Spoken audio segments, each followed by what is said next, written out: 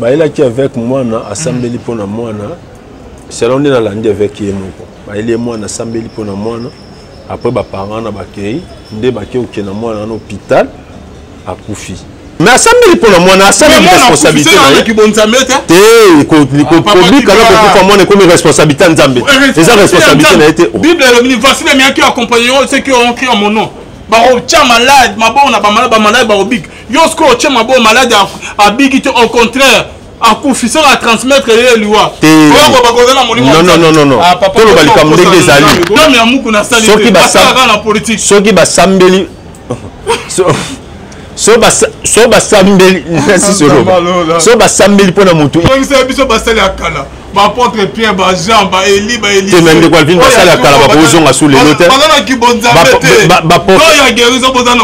la Bible dit vous avez été édifiés sur les fondements des apôtres et des prophètes batakala ba au Kassibi de nem telo bien au Kassibi de nem telo bien non toi la maté non toi la maté até non même oh yaka na quoi yaka na aussi quoi on est bon forcer maman Nzambe benga binota maman Nzambe ba ko forcer mais sur le bien papa maman benga bozo na Nzambe prière à pas ma fièvre à pas me le ngoate bozo bomisa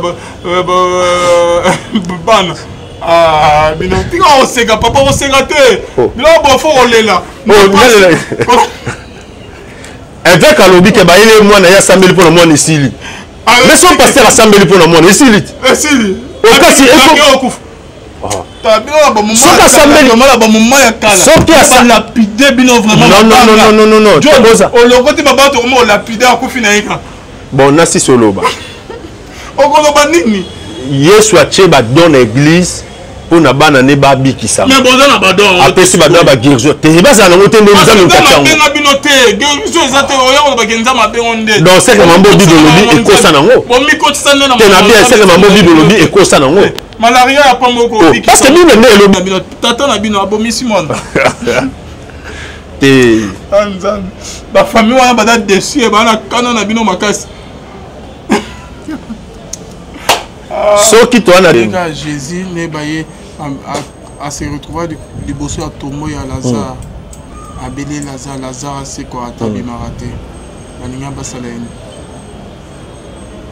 que Lazare a c'est que celui de soit qui a Lazare a c'est quoi té Jésus a se retrouver les bosses à Fio à Koufa qui na Bible oya benga qui est moi na bino aza profiter azola la matanga déjà ezalaki on le bit talika kumbi que casse la mukarate baninga basala ene na kaya avec mukuna te mais so Lazare c'est so na tobi soki pour baba pe soki e ko marate mais Lazare pe alinga c'est quoi kaka parce que o azaki on azaki maître ya vie na maître ya kufa donc Lazare alinga c'est quoi moi ko chango ke na maître aliwa yem tazala ki wana oya ba ko sai la ba apôtre Paul ba Pierre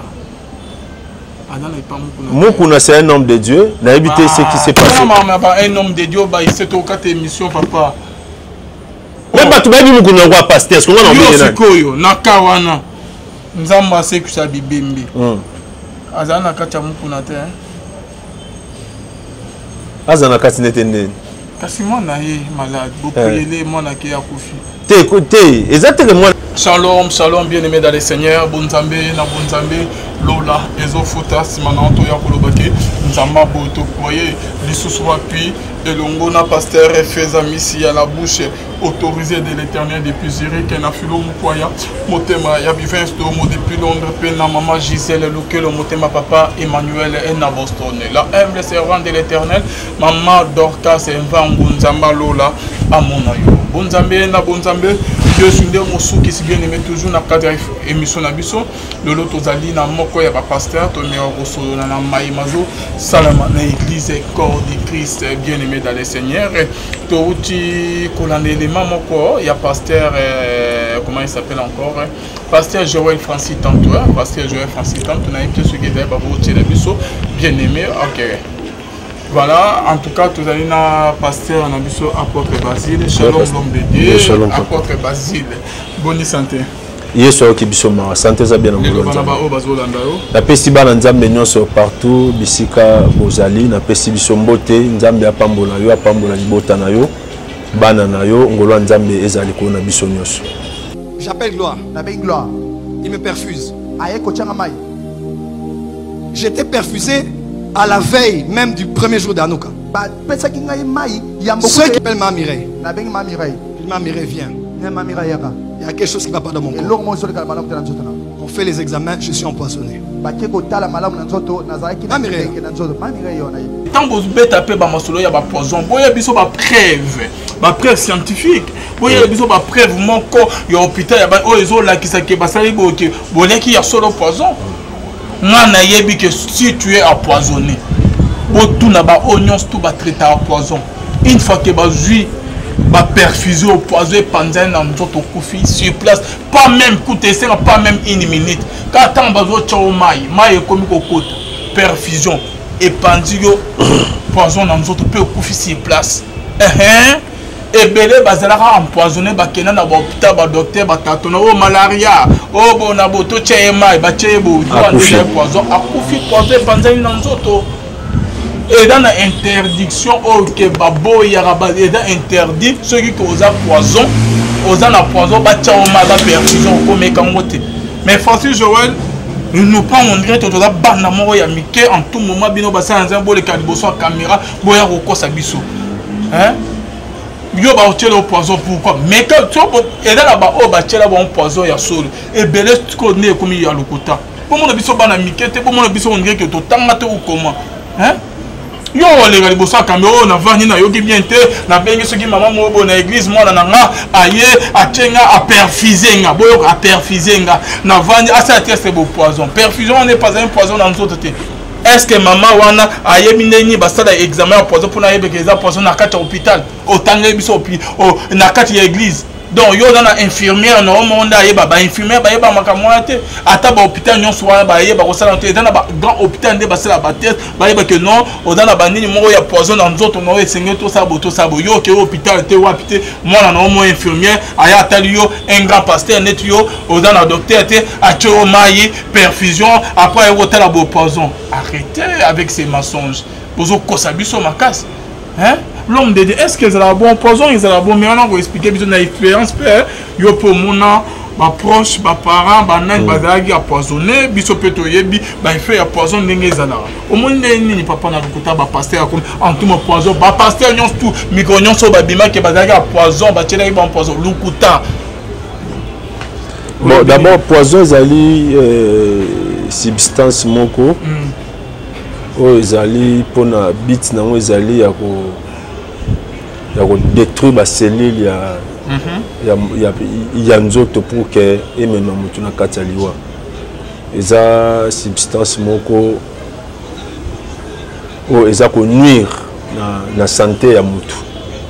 Alors généralement to yebi vraiment que so mutu azui so mutu na ba empoisonné ndeko moni nga na oka somo mona mutu avandi boye bachelinga poison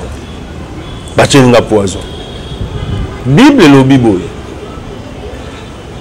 et je vous ai donné le pouvoir de marcher sur les serpents et les scorpions sur toute puissance de l'ennemi et rien ne pourra vous nuire. La Bible a d'ajouter si ils boivent quelques breuvages mortels et au sala bango elote.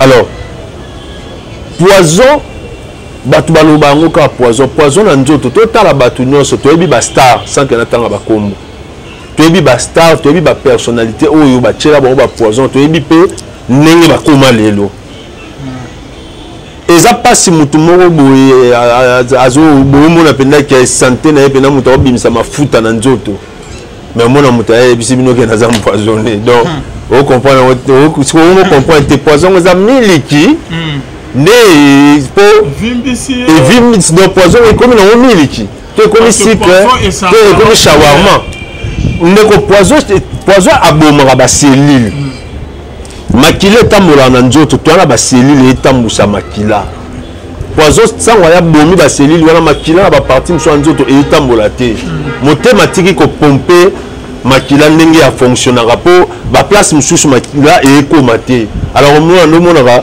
la majorité sur l'andi bateau pena ba empoisonner ba mona ke nzoto ko changer couleur pour ba place msusu ba cellule ekufi au mona pena que dans son tali au mona que moto ça ne va pas bakozwa mutu ba empoisonné bazwina mutu VIH au confondre bango. Au confondre bango pourquoi? Parce que au côté ba anticorps ekufi, au côté ba cellule ekufi. Mais ça te bateau je mona bena que au pena za bonne santé, au mona nzoto za mafuta donc au mona bena que poso pena ya mutu afifra bien mais on a montaillé non na za empoisonné. Ce que ça ndeni. On comprend que bon, peut-être pour toi en 2023 temps poison peut changer efficacité. Et il y a poison à shawarma, il y a mille il y a aussi comprendre mais bon nous avons mémoire et puis on a le bamoni ne ko likambo ko botaliwa basara na ngoti vandi penda bo bisi parce que non tenga ba empoisonné et na ko raté c'est grave oko sinon na ko lobelo ko on a te parce que bako ça pour gagner quoi na comprendre place on a te papa bon moni nga moyena naloba pena boye lokuta ezate mais kotala nini mutu azaleli il faut pas otala mutu totala mutu est-ce que mutu mafuta bakoza na poison na nzoto toyebi baartiste na bapersonnalité ya moko oyo bapoisonna eza bato mosusu batiele poison asala mpe AVC bon ndeko bapoison ezaka bapression nango na nosambela mpona mama moko madame oyo batindaki na este là comme na est à zongi asali une semaine na ndako mukola décidé que musala chef na ye atali misuno be comme jaune chef na tuni chef na sabi mais toi tu es empoisonné ah non je suis pas empoisonné non tu es empoisonné va regarder tes yeux le roi basi bazanga ba miroir tepsinga dadi na zui miroir na tala be misuno na comme jaune quand là basi so bise bon moni liboso ando tambola po moral et ba qui psychologie c'est normal. Quand elle est informée, bon, l'État sa manœuvre de maman à sa crise. Heureusement qu'elle avait beaucoup d'argent, prise en charge, salami maman rapide, nous avons battu là. Alors, battu bamagam sous au tala pena mutu zolo ba mutu poison. Na santé. Ah bon, on a évité ce poison va diminuer en dose to baby. À en bonne santé. À bonne santé. Change peut-être écoïne dit ça yo. Au moins que poison kata mutu suka mutu ezolongwa ezoranda mutu AVC ekobebisa o santé je là batieli poison azo yana ba cuite ba ni en bonne santé normal azo ba kali poison en plus traitement ya ba 2 semaines azo ngeli na écoté une semaine sur 10 jours après azo ngeli écoté tebite ba poison wa lelo soki ezaneni nzamba batela biso abatela c'est vrai. Poison et so tambola lelo na mokili na monde na espace évangélique na église na politique na milieu ba jeune ba poison et so tambola na otoka pasi na otolanda artiste moko na artiste comédien mo na landa ki azolo ba ke ba bengisaki kaka ndeko moko a mwasi bengisaki ba komi boya bise ba lia ki abimia ke libume ko mosale pasi c'est vrai poison zotambola na vie ya moni ba makamsusu même de qualité na ba niveau oyo peut-être au sala musalo il faut être prudent pour battre peut pas vraiment éliminer ba na sia mabele et puis à l'occasion de rien batali yo ba sepeli ta monika ke bon il faut que longola muto batembele ba homme de Dieu belé ba continue na sia mabele pour na empoisonnement c'est vrai zali mais kotala pe ba tusu le wa ba kaza empoisonné tali bo tali longue tali aspect ya mutu. Ah oui bon. Yesu et moi je le kumu le roi mukolo nzoto abika na poison obo ya monene. Ezande po lobi wana preuve moko médical ezate. Preuve moko ya l'état ezate, preuve moko ezate bon mutuka ya abika no ba poisonnaki. Et si na obongo donc il choisit ezate mais kotiye ba penande to yede logo wana ndezalaka. Ah ndeko tika. Même na mutu tia lo moyen mo ya loba na plateau que nous empoisonné on zappe mana on makasi wana papa ezala ba tout de poids il y a poison ti lelo banda poids na équité comme na 50 comme na 50 ko mata susté santé et si là il bloque tout son zoto y a pas la potion na besoin à normalité alors il ne faut pas moni et logo e boma ba c'est ça on va jeter et logo e kota mutama mabele basesa yango ba jeter Bible baki sur Torolia ba breuvage mortel et ça sur l'autre mais tout bon de la Nzambe et yandeka ate ya raté donc Nzamba tchangoka musika mais on bat comment le balelo moni mutu moko boye ah bon na évité de quoi vient les amawa les amawa papa nangai et to côté deuxième ligne mais l'on nous coupe ça ce que na système où il y a ba prophétie autozo mon avant que to côté deuxième sujet à émission na biso toujours na anuka nini ya prophète Francis Joël ba Dieu grâce ba na so ba fulgence ba jeune prophète mo ba bimien parce que ba jeune ba génération na biso ba master donc oh ba bimi na mo pepe wa ya prophétie mo pepe oh que ya voyance oh que Marcelo Tuna ça zo télémélango azo que pasteur bon soko yo te pa na komi oh prophétie na 4 ans micro na kitso na cher. Comment vous trouvez ce système parce que liboso e bima déjà to yebe ba dégué ça là série ba prophète Deniles série ba Jérémie Mayemba Thomas Silas apôtre Timothée Kessé to yebi nini ba dégâts nini et ça là na mboka na biso Congo génération ya ba prophétie prophète wana ba bimara na ba prophétie ko parole de connaissance avec précision bazoma oyo utuko sala na sous-vêtement olati na ba nombre de familles boza combien na famille na makambo utuko sala ba jeune wana ba renya makasi koleka ebele ba bimana ba femme mariée ebele ba escroka ba mbongo au nom de la prophétie ebele kinduma rotoyo ba simbela ba kis simaliwa na ba mpe ba vérité mususu ya kodima ba ngonyons tout ba kufa na moins ya 40 ans ba bima série moko na ba prophète de Nilesi ba Emmanuel Lumu ba nan mais Thomas Silas ba Timothée Kessé ba nani Jérémie Mayema tana liwa ba kufaki bakufaki bien te moins de 40 ans mais baningisa Kinshasa poto ba dégâts ko sala abetu lisako après que obimana mwasi fama ya abetu lisako après escroquer mbongo tala lelo prophète Dieu grâce côté lo côté na prophétie Dieu grâce yo bi osakola ba prophète Mayemba ba sakola mbongo Jérémie Mayemba te mbo Dieu grâce au télé omi benga voyant ozo sala lo côté Dieu grâce fulgence omi benga prophète liboso ya Jérémie Mayemba liboso ya apôtre Timothée Kessé liboso ya Thomas Silas pasteur azote bien akomi osakola azo persona numéro ba TV net ya binote bozo beta système ya kitalatala système a CD bazo ko peso ba prophétie bazo ko tekela bandimi amemelo azabu apo oyo pesa prophétie Dieu grâce au télé matin Joël Francis tout ba fulgence au thème bo thème liboso ba Jérémie Mayemba matin et dans la jeune no ba mema qui prophète ba longoli prophétie na scène na Congo ba mema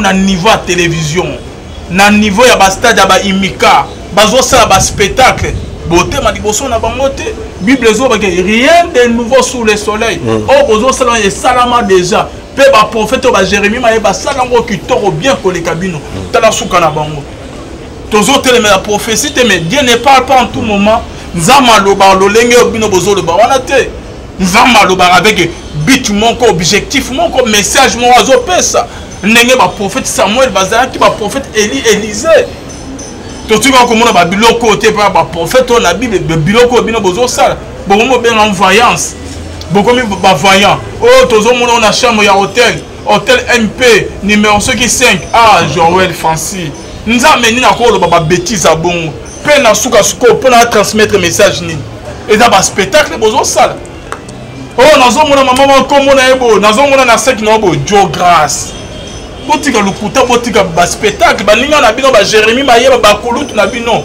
ba sakola bien bote bino vous êtes des petits prophètes ba prophète mon mineur bozandenge morte na ba prophète Samuel ba l'équipe bino ba prophète Élie ba l'équipe bino boza ba petit prophète voire même ba fils de prophète na Bible ba l'équipe bino boza mikeli boso kuti ya ba prophète ba faux prophète ba kufa boza mikeli boso ya prophète Jérémie Mayemba sakola yo télé hein Dieu grâce fulgence to Joël tante Timothée Kessé Thomas sakola yo télé mais vous êtes ba prophète moya mikie mais bozo ce spectacle na kata église na kolo bo mo pepo mo ya kibonzambe te pe ba ndima zo beta bino maboko. Vous êtes des aveugles. un aveugle qui est en train de conduire un autre aveugle. Beaucoup de gens sont dans les boulots. Vous avez besoin de conduire, connaissance de la Bible. Venez dans l'église, vous avez besoin de l'Obanzam. Vous avez sauvé. Vous avez sauvé pour la prophétie. Dieu parle, mais il y a bien de la prophétie. Combien de pasteurs qui ont posé qui sont katanga? Il y a langue pour que vous soyez ba prophète ba Jérémie maye ba kufa un grand prophète mukola liwana yo ba chef coutumier ba bimito ko za biloto pesa ki ba Timothée que c'est ba kufa ndenge nini on dirait muto bujara ye église ezalaka église no c'est panzana a commencé sans église ndenge mona Jérémie mayemba église na ye lelo sur les ala et comment zo tamona na turbo na primus et pas na on dirait que muto bujara ti na bon marché papa tout se paye ici bas ta Bible et le banque nzama zala lent en colère. Ils attaquent que Azobo copini mais quand on est ce qu'ils allaient pardon ils allaient ressusciter. Il est temps bosser dans nzambe ya bosolo bobanaki na ye bozongela na makula nzambe botika ba vantiwa boko sa ba o bozo kosa mais biso ba o tozami versé dans les écritures to yebi que o bozo sala eza lukuta eza ki bonzambe te soit bokoti na banzela mususu mais nzamba lola akopini bino le péché ne restera jamais impuni. Lusumozo sala okofuta un jour nzamba daji sazo mona osamisa bino na milimo bozo bungisi baninga na bino basuka ndeni prophétie l'homme de Dieu ko lo banini comme prophétie voyance. Bon, merci beaucoup de Calvin Marambolobi est très important. Il faudrait dire aux enfants de Dieu que la prophétie elle est biblique. Ils ont fait partir na badon des révélations. Bible les conseillers surtout aspirer dans le don spirituel, surtout dans la meilleure où ils allaient, dans la prophétie. Parce que prophétie, azali dans le don de révélation, tous dans la parole de sagesse, tous dans le discernement des esprits, tous dans la parole de connaissance. Ils ont fait partir dans le don de révélation. Mais il y a un problème dans le domaine, il y a un don de révélation et zani. De quoi il y a 3 quarts, il y a un ange.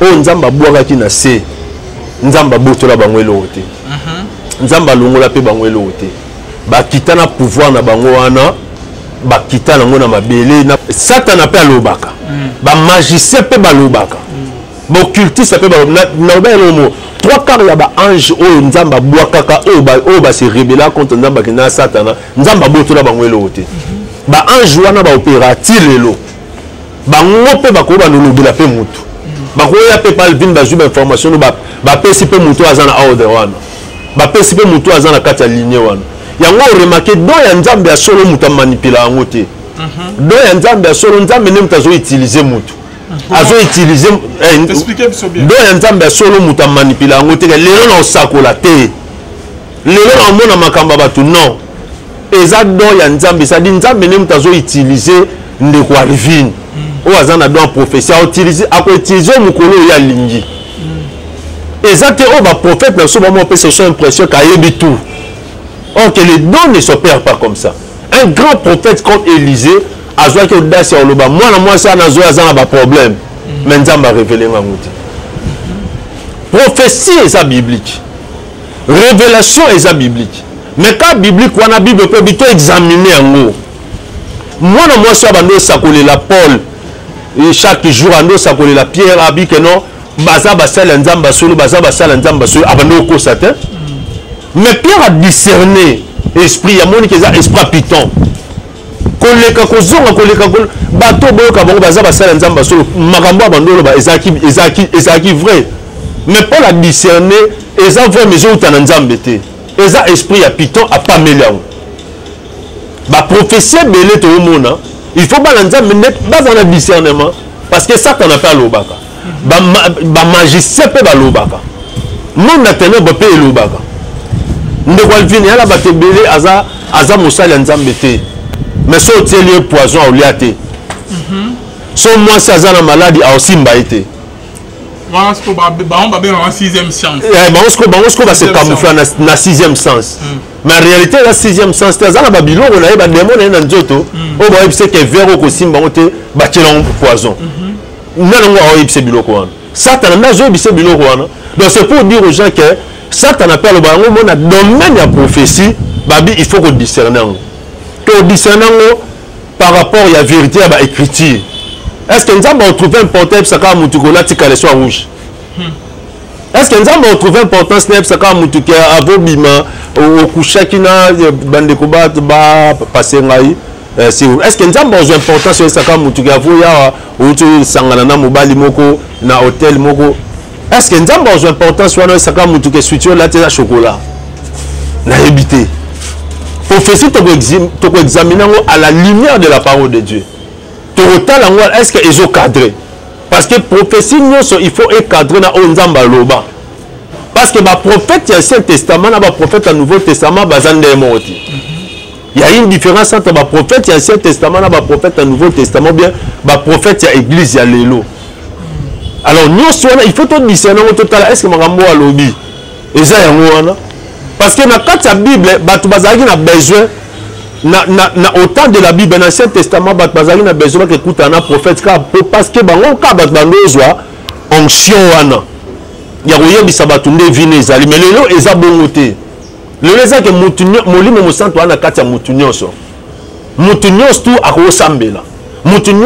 révélation, dans discernement. Alors, on doit examiner cela. Est-ce que c'est vrai? Voilà ce que je peux dire. Merci beaucoup l'homme de Dieu. En tout cas, je crois que le message est liquide. Oui. Ok, mais pour les fidèles, ceux qui courent derrière la prophétie, bon, Paul Alobi Boy. Paul Alobi, il ne faudrait pas ne vous conformez pas au siècle présent, mais soyez transformés par le renouvellement de l'intelligence. Afin que vous ne soyez pas des enfants flottant à tout vent des doctrines. Derrière la prophétie, vie spirituelle, parce que vie a don spiritualité. Vie la Bible dit les dons passeront. La Bible dit même les prophéties passeront. Mais la parole de Dieu ne passera jamais. Moi, Nzambe fois ton vie et l'autre est consacré et ça Nzambe. Prophétie, moi ça Dieu nous montre des choses au pessi orientation. Mais si qu'on base la vie, il faut la parole. Pourquoi? Parce que mouton va s'accoler et éviter. Sentiment mouton peut taper na kati. Alors belo likambo ozo zela ngo mezanza mete mutayebisio. Ozo zela promesse on Nzamba piloter. Ozo zela prophétie on Nzamba ebisio te. Ozelango 3 à 4 à 5 à 10 ans ou décevoir en disant des agins. Mais il y a sentiment à prophète. La Bible dit quand un prophète prophétisera par ses propres sentiments, il n'y a pas de prophétie. Ils disent des mensonges. Ils disent des mensonges. Alors, moi je veux dire aux enfants de Dieu, base à vie spirituelle.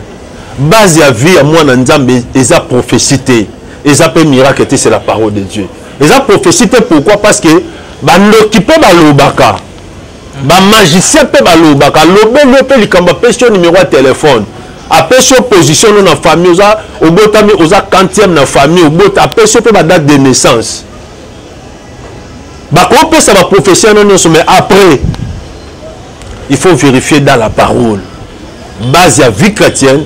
Base à Moutou, il ne faut pas à la prophétie, il ne faut pas à miracle, il faut à la parole de Dieu. La Bible dit tout passera, mais la parole ne passera point. Voilà, moi, Nzambe, partout place aux alus, l'île Nzambe les Kinyoso. Et qu'on fonde vino, et qu'on fixe vino. Ici, j'aimerais dire ceci. Beaucoup de gens basent sur la Bible, bon pour la prophétiser, non. Dans la prophétie, dans la parole de connaissance, dans le discernement des esprits, ils allaient privilège à l'église. Ils allaient privilège na biso ba nzambe, ils privilège na biso ba sala nzambe. Mutako comme ils sont particularité na zate parce que nzambe ne mutape sango batu. Mais il faudrait mutu à comprendre que base ya vie spirituelle, c'est la parole de Dieu. La Bible dit que vous soyez fondés et enracinés dans la parole. Il faut toujours le croire, chrétien, il y a béré. Bazalaki, après enseignement, bazo vérifier conformité enseignement dans la Bible. Est-ce que ma cambo prophète a levé ou bien comment? Donc je dis aux enfants de Dieu, la prophétie elle est bonne, les révélations elles sont bonnes, mais il faut foi et ça la fondée dans la parole de Dieu. Parce que si on a de la vie quand la prophétie, on peut se retrouver dans ma boko. Bien aimé, dans la solo moko to yebite nzamba zana évêque mokuna to adana évêque mokuna te. Dans la solo mo bien aimé et salami semaine dernière. Ba memeli évêque mokuna ala kisaki le qui a fait rigoler. Gola. Oh avec malade anya kufa depuis ka bache musika prier à délivrer a comme autant la vie qui change mes années. Ndenge pe vidéo etambulaki. Famille mo ba memeli évêque mokuna mwana na bango azobela. Ba yekoti ke na église évêque mokuna prier mwana kufi bien aimé dans le Seigneur. Biso to mona wana ba Bible bien aimé. Jésus-Christ de Nazareth. Ba memela ye ba malade. Yesu abiki sa bien aimé. Ah, et dans la verset mon côté na Bible. OK, ba memela Jésus-Christ de Nazareth. Quand moro Jésus a échoué, a prié les malades, malade a koufi. Exacté. Et dans la verset mon côté na Bible. Ba memeli ba prophète Élie Ezali pour ba prophète o ya Bible ba Samuel. Ba prophète Ebele. Ba memeli bango kamo mwana zobela ba prier mwana kufi. Ba kawana ezate. To mona Élisée. Moi si moko la femme tsunamite hein. A memeli mwana na ya kufaki. Élisée a prié mwana sekui bien aimé. Jésus-Christ de Nazareth voit même Lazare ça kufaki 3 jours après. A comment ki ko bimisana solo. Yesu a tient ma boko likolo ya Lazare. Abeleli Lazare, balongoli pi abeleli Lazare sort. Lazare a s'occupé abimi. Tout le monde on a ba apôtre Pierre, ba apôtre Jean, ba apôtre Paul. Ko se qui soit bibembe, ko prier ba malade ko bika. Et Bible zolo ba voici les miracles qui accompagneront ceux qui auront cru en mon nom. Ba chasser ba démons, ba tirer malade ba maboko, ba bikisa ma bibembe ko se quoi. Ko mukuna ndibela nzambe to ndimela nzambe te nzamba tiki évêque mukuna ya aseka to atiki ete parce que ndenge ni mama famille bako yelo mwana ko prier mwana zobela oche maboko prier mwana kufi ezanim kibo nzambe te kibo satan est-ce que nzamba zobimisa mukuna na mposa ou comment on ne comprend pas. Oh, et dans les premiers canaux dans la vie, depuis la banane autant la makamu ya Bible de Genèse na Apocalypse. Bayena ndekwazo bela et pas nzamba lola ndekwanga kufi. Ndo nzambe a échoué, nzambe ya muku na échoué. C'est trop grave. Et de kelinga makasi.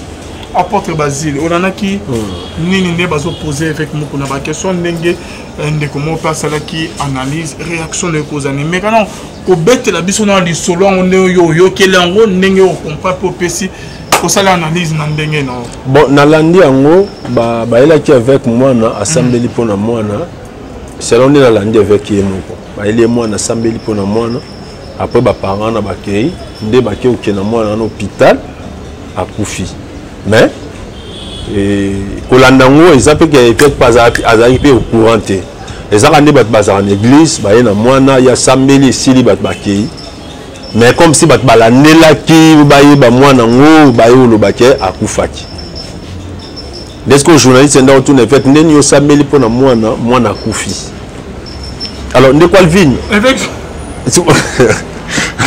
c'est des femmes mais elle fait kalobi et salinine ndeko tika na pesa passé yesu abi siko so bakela mo l'hôpital ya ngani ngade na sambeli siko na sambeli o wana tikali ngasiko no sana nzambe mais on s'en mokili non réponse avec ils ont réponse non réponse à personne les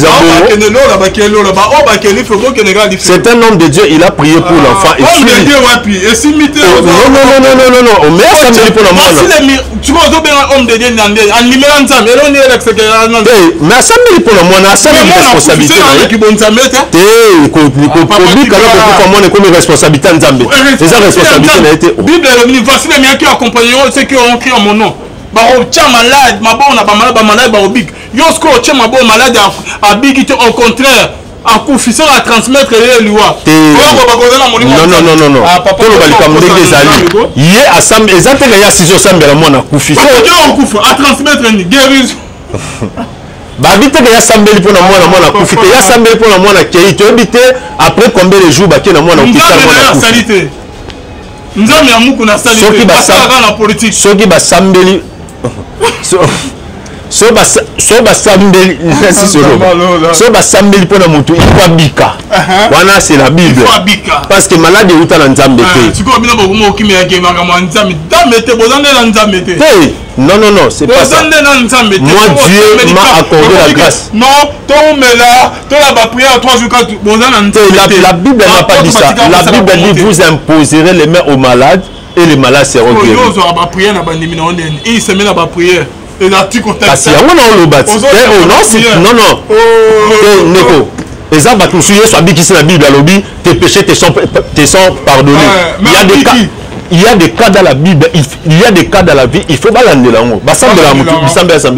Pourquoi Yesu abikisi mutu musu abikisi abike non tes péchés te sont pardonnés. Eza Batoussou non Eza Batoussou non Eza la Batoussou tika soloba Eza la Batoussou bakoko sambele mote prière sinon mon prière des solutions et les camtés à la délivrer ta vie qui s'en mais on ne peut pas monnayer les dons de Dieu, on ne peut pas monnayer la grâce de Dieu, on ne peut pas monnayer la guérison parce que c'est sur le bâti donc c'est biso basali akala ba apôtre Pierre ba Jean ba Élie ba Élie c'est même de quoi vient basali akala ba bozonga sous les notes la Bible dit vous avez été édifiés sur les fondements des apôtres et des prophètes batakala ba au Kassibi de même télo bien au Kassibi de même télo bien non toi la matière non même oh yaka na quoi yaka na aussi quoi yaka na mokimba te nyoka na zamba na te yaka na me yaka na ye parce que azo prier na zamba raka baba roko shika baba yende seke amoni nyoka le gars na zamba c'est prière toi quand il demande au thème sur place papa la Bible dit allez guérir les malades et ressusciter les morts. La Bible dit ça, non?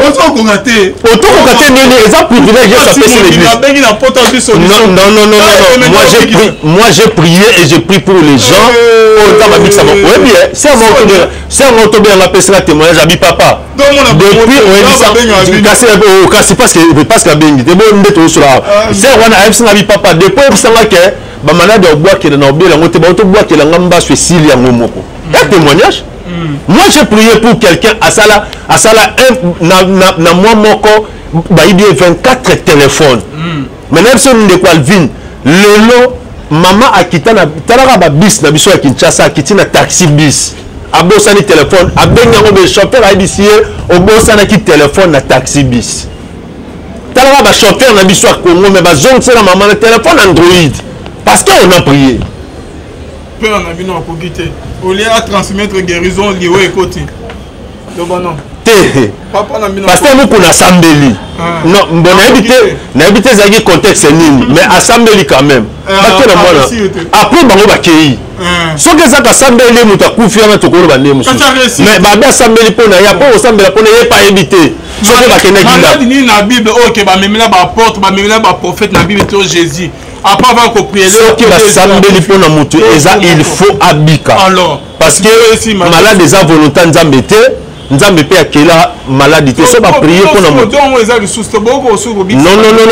non okozwa mutu moko te okomisa ye o généraliser avec azayi moko te ba kawana ezali ozana bino na don ya ko ya roté mais ya kibonzame ya robiki c'est non bon yesu aboto la bino don ya guéri yesu alobi boy so ngamo na oloba pona ngamo témoignage dans les infos il faut battre mususu o kasi yesu alobi boy o yesu ku yem to bikisa batu yesu ku yem to si yemo nzamba alobi ngamo na oloba pona ngamo te on est bon forcer maman nzamba benga bino ta te maman nzamba ba ko forcer mais yesu alobi te papa maman benga bozo na nzambe prière à pas ma fièvre à pas me le ngwate bozo bo misaba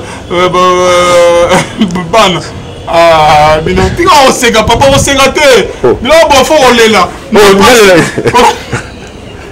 avec alobi ke ba ile mwana ya sambeli pour le monde isili mais son pasteur a sambeli pour le monde isili okasi okufa tabino ba moment soka sambeli mala ba moment ya kala soka sa lapide bino vraiment non boza olokoti babato mo lapide akufi na yeka bon nasi soloba okoloba nini Yesu atie ba don na église pour na bana ne ba bikisa mais boza na badon apesi ba don ba guérison te baza na ngote ndeza le kachango benga bino te guérison ezate oyo ba genza mabengo nde donc c'est que mambo bibolobi ekosa nango bon mi kotisa nde na te na bien c'est que mambo bibolobi ekosa nango malaria ya pambo ko parce que bible nde elobi ke nzambe atie na kati église apesi ba don ya ministère apesi na kati église apesi ba don ya puissance ba don obay pourquoi pasteur soki toza nango te c'est que bible ekosi soki ndenge eza te c'est que bible nde ekosi loko la bible bon reconnaître mabe na bino tata na bino abomisi mwana te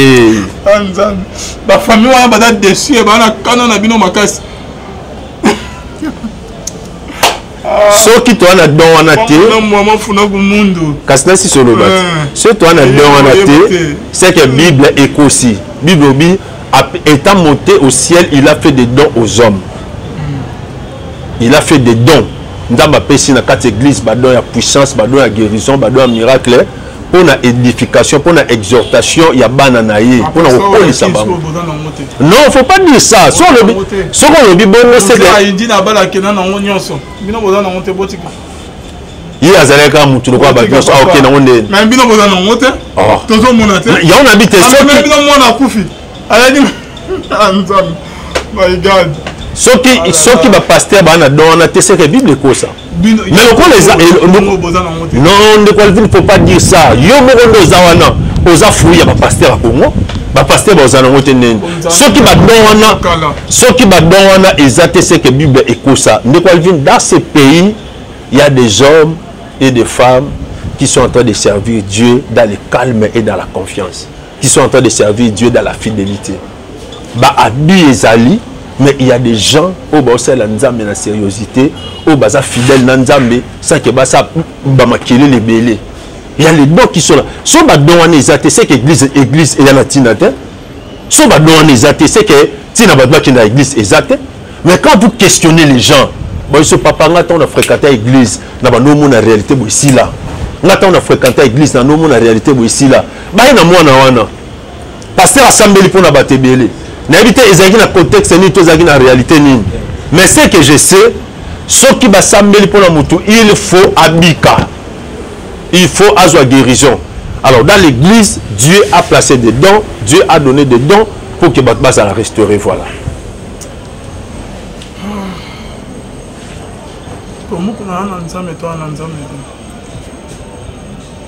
bon pasteur mukuna ayebisa biso kaza mosali ya nzambe kozana nzambe to kozana nzambe te il faut ye monde ko répondre bien parce que yo ya yebisi feza que abia za mosali ya nzambe ngana odouter ndenge Jésus ne baye a se retrouver liboso ya tombo ya Lazare abeli Lazare c'est quoi atabi maraté baninga basala ene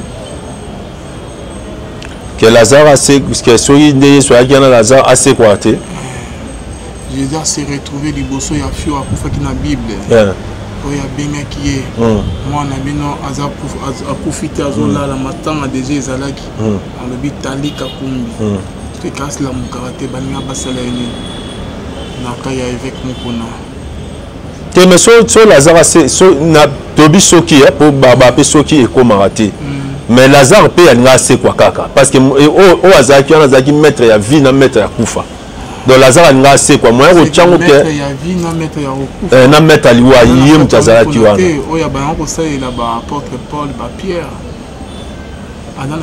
mokuna c'est un homme de Dieu nayebi te ce qui s'est passé un homme de Dieu c'est au quatre émission papa même bato bayebi mokuna kwa pasteur sikoyo na ka wana nzambe asekisa bibembe azala na kati ya mokuna te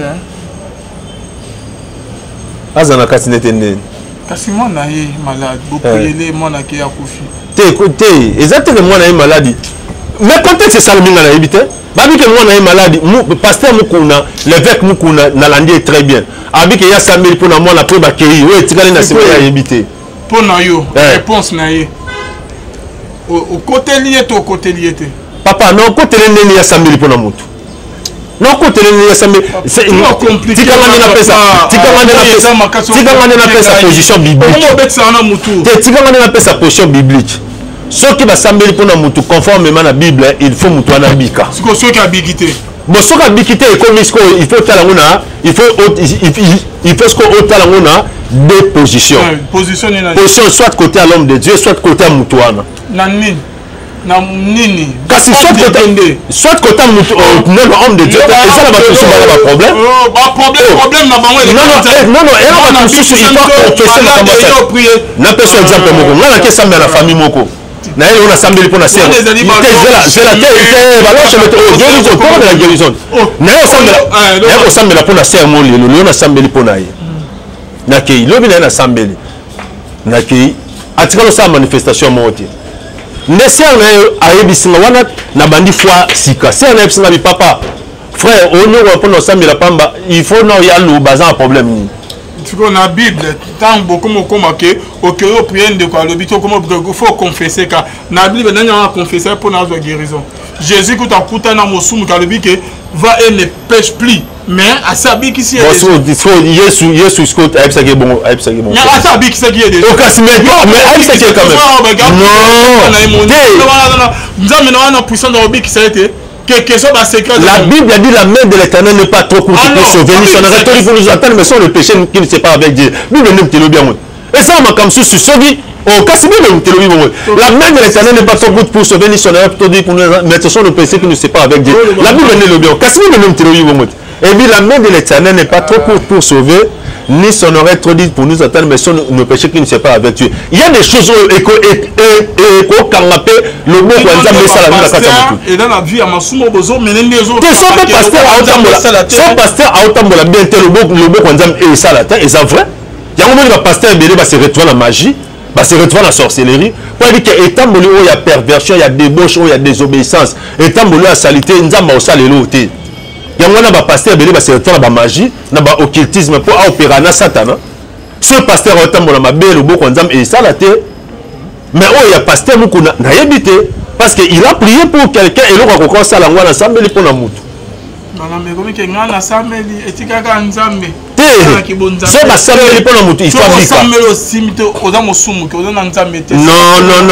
Et bon, son mouton a pu venir bien. Au cas où on t'a vu bien. Là, ça dit sur la Bible que Moko habite qui s'amagite pas Jésus parce que vient et bien. Tant le prophète a dit na manabi ami boka na mai cette fois. Tu n'as que na mai cette fois prendre. Quelqu'un qui n'a oublié. Et bon pourquoi ça que une fois. Bon, il ça na que tout bela ba mambe non. Et bon tant Jean tant Pierre a dit paralytique voilà que tala biso na mus. A dit bon point. Ah tala qui a dit confesser ma be. Au cas pourquoi pas avec FC tellement pas directement. Au cas non moi net. Ba ça les Congo botika vie ya masum bota mon na ko banga nzambe mo bomisana ba malade. Oh, c'est la fin de notre émission. Bonzamé na bonzamé lo les ofuta. Nzamba la sima ba pasteur te yo moko tananda ko prier nzamba royoko. On va ça ni papa. Te nena on a ba on a so ba samel pour. Non, faut pas dire ça sans obi bongo ça makambo bi lo baki ko ça qui il y a des hommes et des femmes qui sont en train de servir Dieu dans la fidélité, dans la sincérité dans ces pays. Il ne faut pas dire ça de quoi le vivre. C'est la fin de notre émission. Contact nous, na pesi balanza menyo sombote partout place bozali Yesu apambola biso. Mes frères et sœurs, bisika mabe ezali ya malam pezalaka. Il y a des hommes, kasi na aussi les citer. Il y a des hommes et des femmes qui vont se la maîtriser Bible. Mais il y a une onction, il y a une danse, peut-être. Mais c'est bon, assez contredit. Pour y avoir personne qui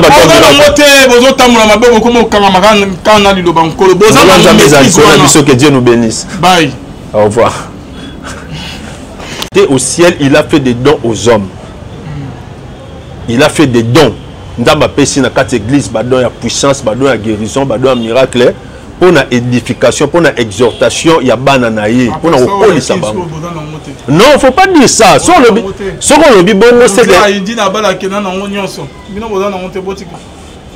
Il y a des gens qui ont dit que il y a un habité. Ceux qui va pasteur on a testé que Bible est ça.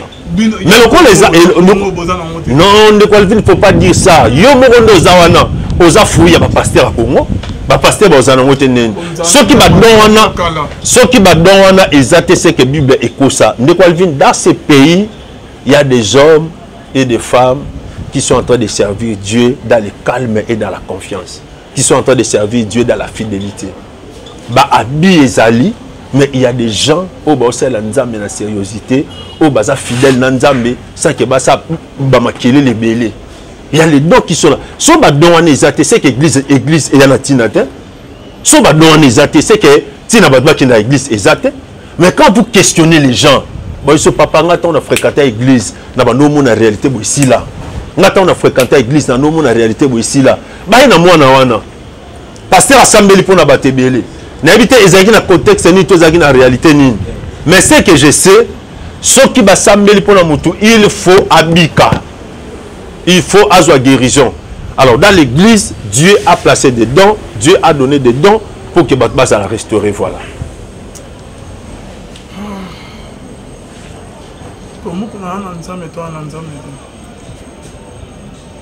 Bon, pasteur Mukuna ayebisa biso kaza mosala nzambe. Kozana nzambe to kozana nzambe te. Il faut y monde pour répondre bien. Parce que yo ya ibisi feza ke abiaza mosala nzambe. Ngana odute ndenge. Jésus ne baye à se retrouver liboso ya tombo ya Lazare. Abelé Lazare c'est quoi atabi maraté. Baninga basala eni. Que Lazare a c'est que soyi ndeye soya ki na Lazare a c'est quoi te. Jésus a se retrouver liboso ya fio akufa ki na Bible. Oya benga kiye mwana bino aza profiter azola la matanga déjà ezalaki alobi talika kumbi te casse la mukarate baninga basala ene na kaya avec mukuna te mais so Lazare so na tobi soki pour baba pe soki ekomaraté mais Lazare pe alinga se kwa kaka parce que o azaki ana azaki maître ya vie na maître ya kufa. Donc Lazare nga c'est quoi moi au tchango que na mettre liwa yim tazala kiwana oya ba ngo ça il a ba apôtre Paul ba Pierre adana pas mukuna c'est un homme de Dieu na éviter ce qui s'est passé un homme de Dieu ba c'est au 4 émission papa mais ba tu ba bi mukuna kwa pasteur ce qu'on a envoyé na koyo na kawana nzamba c'est que ça bibembe azana kacha mukuna te azana katinete nene. Kasi moi na ye malade, beaucoup yele moi na ki akufi. Te exactement moi na ye maladie. Mais contexte c'est ça le minga na habité. Babi que moi na ye maladie, pasteur Mukuna, l'évêque Mukuna na landi très bien. Abi que ya Samuel pour na moi na preba kei, ouais tikale na sema ya habité. Pour na yo, réponse na ye. Au côté lié to côté lié te. Papa non côté lié ya Samuel pour na mutu. Non, côté les assemblées, c'est compliqué. Sa position biblique. Sa position biblique. Ceux qui va s'assembler pour nous conformément à la Bible, il faut nous tourner bika. Ceux qui a bigité. Bon, ceux qui a bigité, il faut talangona, il faut ce qu'on talangona deux positions. Position soit côté à l'homme de Dieu, soit côté à Moutouana. Kasi soit côté non homme de Dieu et ça là va problème non elle va tout il faut confesser la conversation na personne exemple moko ngana ke sambe na famille moko na elle on a sambe pour na sœur c'est la balance mettre au guérison pour la guérison na on sambe la pour na sœur mo lelo on a sambe pour na ye na ke lobi na sambe na ke atikalo sa manifestation moti Nesser na ayebisinga wana na bandi fois sika. C'est un ebisinga bi papa. Frère, on ne comprend pas ça mais la pamba, il faut non y a le bazan un problème ni. Tu connais la Bible, tant beaucoup comme que au cœur prière de quoi le but comme faut confesser car na Bible n'a pas confessé pour notre guérison. Jésus quand a coûté na mosumu car le but que va et ne pêche plus. Mais à sabi qui c'est Yesu Scott a ça qui est bon, a ça qui est bon. Mais à sabi qui c'est qui est déjà. OK, mais a ça qui est quand même. Non. Nous avons une puissance dans le qui ça a été quelque chose de secret. La Bible a dit la main de l'Éternel n'est pas trop courte pour sauver. Nous sommes rhétoriques pour nous attendre mais sans le péché qui ne sait pas avec Dieu. Bible ne te le bien. Et ça on comme sous sauver. Oh, kasi Bible te le bien. La main de l'Éternel n'est pas trop courte pour sauver. Nous sommes rhétoriques pour nous mettre sans le péché qui ne sait pas avec Dieu. La Bible ne le bien. Kasi Bible ne te le bien. Et bien la main de l'Éternel n'est pas trop courte pour sauver, ni son oreille trop dit pour nous attendre, mais son nos péchés qui ne sont pas avec Dieu. Il y a des choses éco canapé le bon quoi ça mais ça la et dans la vie à Masumo bozo mener les autres. Son pasteur a autant bien tel le bon quoi et ça la terre et ça vrai. Il y a un moment le pasteur belé va se retrouver la magie, va se retrouver la sorcellerie. Pour dire que étant bolé il y a perversion, il y a débauche, il y a désobéissance. Étant bolé à salité, nzamba au salelo té. Il y a un moment pasteur belé va se retrouver la magie, na ba occultisme pour opérer na Satan. Ce pasteur a autant bolé ma belle le bon quoi et ça la terre. Mais oh il y a pasteur mukuna na yebité parce que il a prié pour quelqu'un et l'autre a commencé à l'envoyer ensemble pour na mutu. So basambeli pona mutu il faut bika. Non. Et bon son mutu la pe vina ya bien. O kasi bon son mutu la vina bien. La kisabi sur la Bible que moko abi qui ça magité pas Jésus parce que vina ya bien. Tant le prophète a bisi na manabi ami boka na mai cette fois. Tina ke na mai cette fois prendre. Quelqu'un qui n'a oublié. Et bon pourquoi il s'est qu'à une fois. Bon il ça na man que tout bela ba mambe non. Et bon tant aux Pierre a paralytique voilà que t'as la mission à mus. Bon point. Atalaki a confessé ma belle. Okasi pourquoi pas avec MC télémaka directement. Okasi là on a. Parce que Congo botika vie ya masum bota monné na robanga nzambe mo bomisana ba malade. Oh, c'est la fin de notre émission bonzamé lo les ofuta. Nzamba na sima ba pasteur te yo moko ta nanda prier nzamba royoko. On a faut pas dire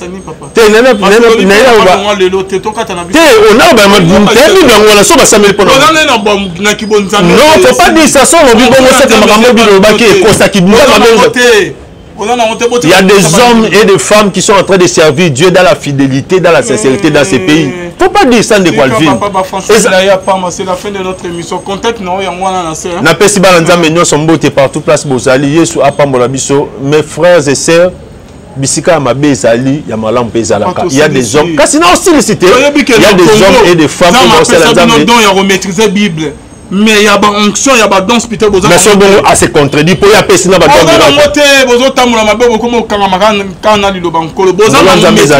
a que Dieu nous bénisse. Bye. Au revoir.